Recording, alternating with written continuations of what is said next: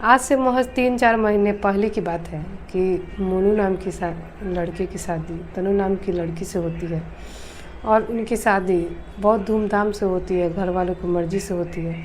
और तनु 10 दिन के बाद ही उसके घर वाले उसके विदाई कराकर उसके घर लेके चले जाते हैं। एक रात जब मोनू तनु से बात कर रहा था तो तनु कहती है कि तुम्हें मेरी याद नहीं आती। मोनू कहता है कि याद तो बहुत आती है। तो तनु कहती है कि क्या अभी तुम मुझसे मिलने आ सकते हो।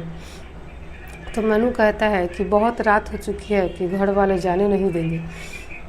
इस पे तनु कहती है कि कोई सा ही बहाना बना दो, बोल दो कि मैं दवा लेके आता हूँ।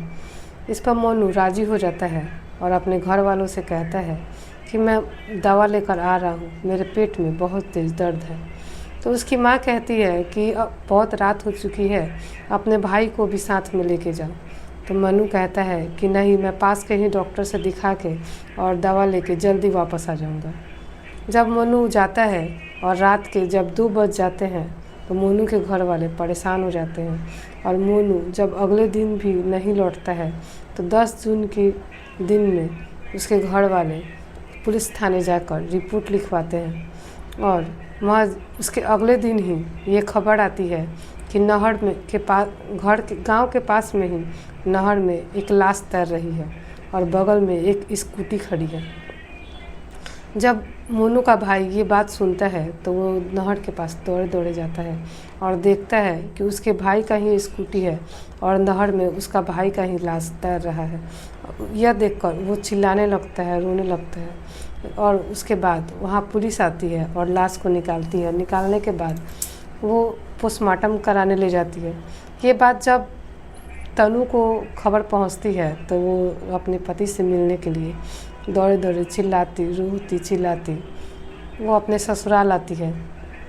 सब किसी को जानकर ये बहुत दुख होता है कि इतनी से ही उम्र में ऐसी घटना घट गई। लेकिन उसके भाई को संदेह होता है और उस थाने में से उसका भाई का मोबाइल मिलता है जिसमें सब चीज़ डिलीट किया हुआ रहता है। उसके भाई को शक होता है कि उसका भाई का फ़ोन इतना ब्लैंक क्यों है और वो गुप्त तरीके से अपने भाई का मोबाइल का डेटा रिकवर करता है। रिकवर करने पे पता चलता है कि 9 जून की रात को मोनू तनु से 49 बार कॉल पे बात कर चुका था। इसलिए उसके भाई को शक होता है और ये सब बातें कि वो थाने में बताता है।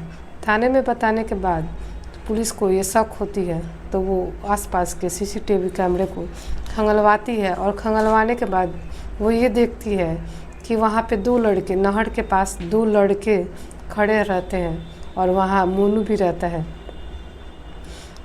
वो जो एक लड़का था वहाँ पे सोनू, वो सोनू तनु के गांव का ही लड़का था। और पता लगाने पे पता चला कि तनु सोनू से पहले प्यार करती थी और उसके घर वाले उसे ज़बरदस्ती मोनू से शादी करवा दिए थे। जब वो अपने मायके गई थी तो अब सोनू से वो हमेशा मिला करती थी और वो दोनों मिलकर ही मोनू को मारने का प्लान बनाए थे। और उसे बुलाकर तनु ने ऐसी साजिश रची जो ये डेथ नेचुरल लगे। बाद में जब पुलिस को सारी चीज़ पता चली तो वो तनु को और सोनू को थाने ले आई और पूछताछ करने के बाद पता चला कि ये सब साजिश तनु की थी।